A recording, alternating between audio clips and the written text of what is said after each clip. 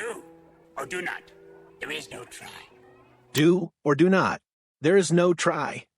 Those lines, uttered by a diminutive green puppet with more smarts than most human characters in movie history, came to encapsulate not just Luke Skywalker's Odyssey, but also the very creation of The Empire Strikes Back. This wasn't merely another sequel. It was a falling apart galaxy stitched together by one impossible movie, a production so dysfunctional, dangerous, and on the brink of collapse that it could have killed Star Wars dead.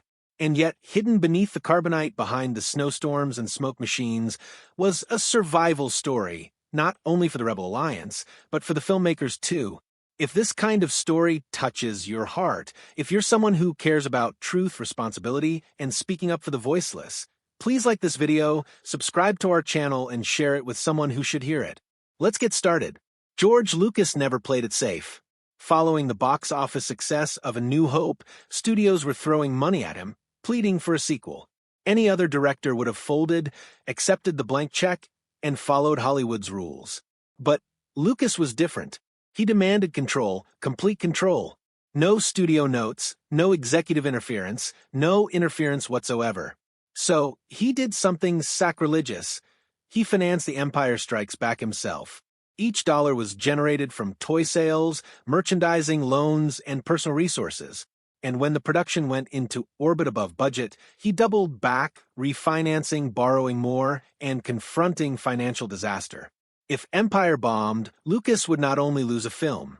He would lose Skywalker Ranch, ILM, and the future of Star Wars itself. The rebellion wasn't just on screen. It was occurring behind the camera as well. But financing was only one of the wars. The production itself was a war zone. The Hoth location scouts discovered their snowy utopia in Finse, Norway, a small community all alone among glaciers, cliffs, and avalanches. They had come seeking snow. What they received was an all-out blizzard that brought the entire production to a halt.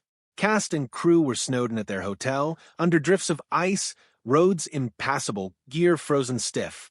It seemed like catastrophe. But director Irvin Kershner saw possibility.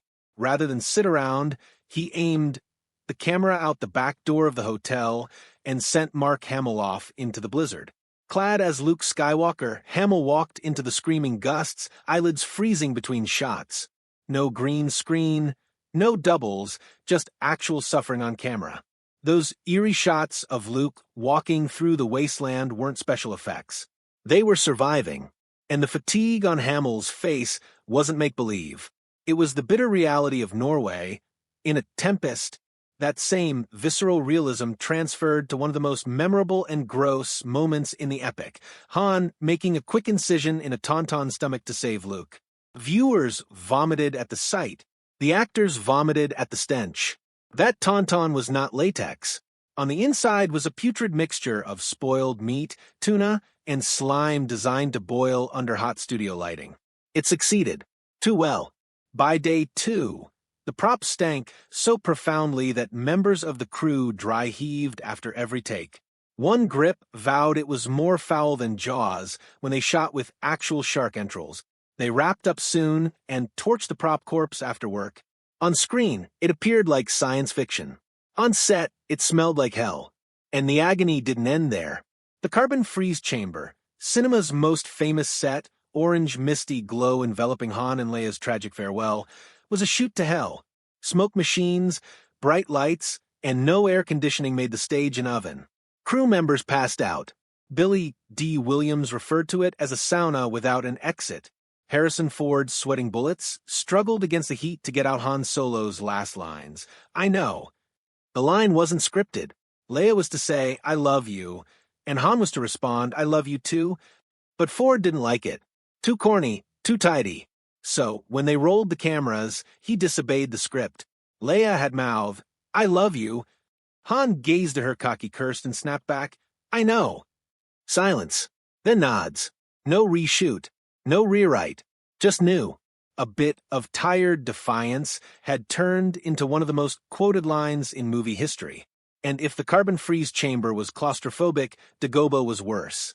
The swamp backdrop was constructed on a gigantic soundstage in London, using actual water, imported vegetation, and smoke machines.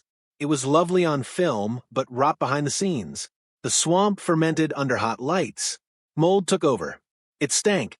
Once production had to close down, drain the set, and dry bake the floor under industrial heaters just to eliminate the stench. They filled in with chemical fog to cover up what remained. And in that bog, Mark Hamill encountered his most bizarre challenge, performing opposite a puppet.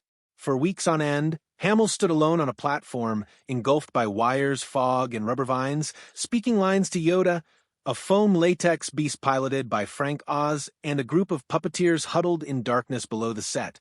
No co-stars. No contact with humans. Just him, the voice of Oz, and a puppet on sticks. And yet, somehow it worked. When Hamill gazed into Yoda's eyes, the audience believed. Yoda wasn't a puppet. He was a soul. But Yoda nearly didn't appear in the film at all. Studio executives freaked when they read the script. Half the film, they figured, would be invested with Luke conversing with a rubber frog in the bayou.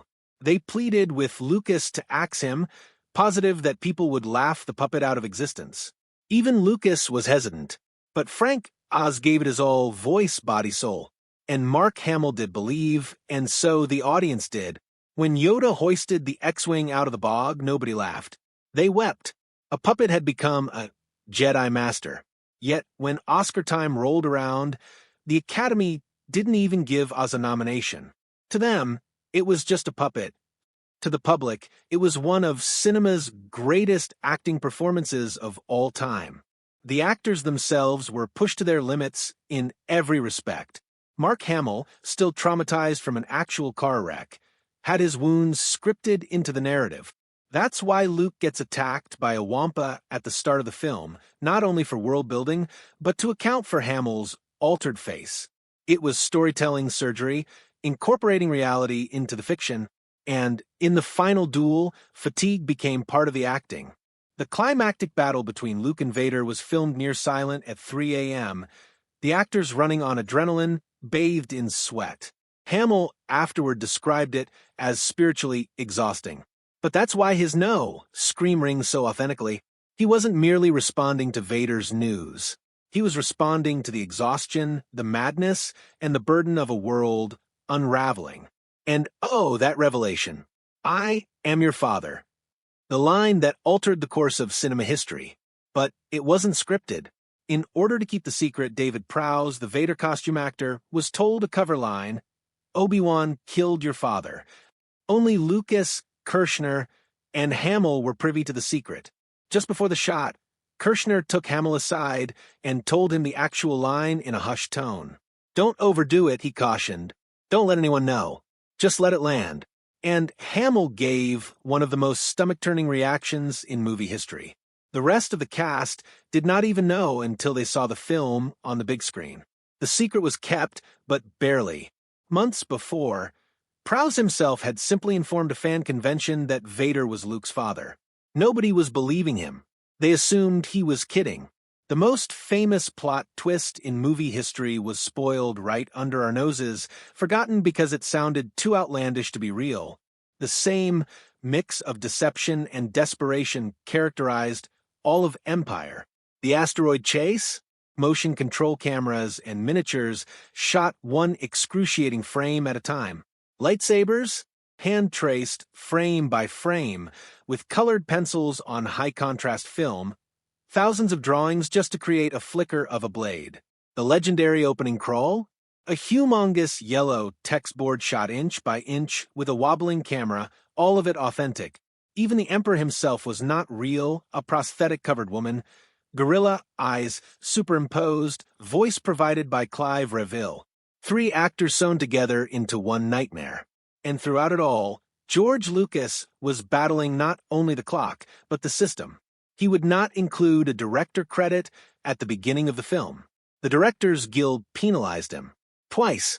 Indignant, Lucas resigned membership in the Guild altogether, severing ties with the Hollywood establishment. He was insistent on guarding the story, regardless of expense. When The Empire Strikes Back eventually opened in theaters in 1980, it wasn't being celebrated as the classic we know now. Fans were stunned.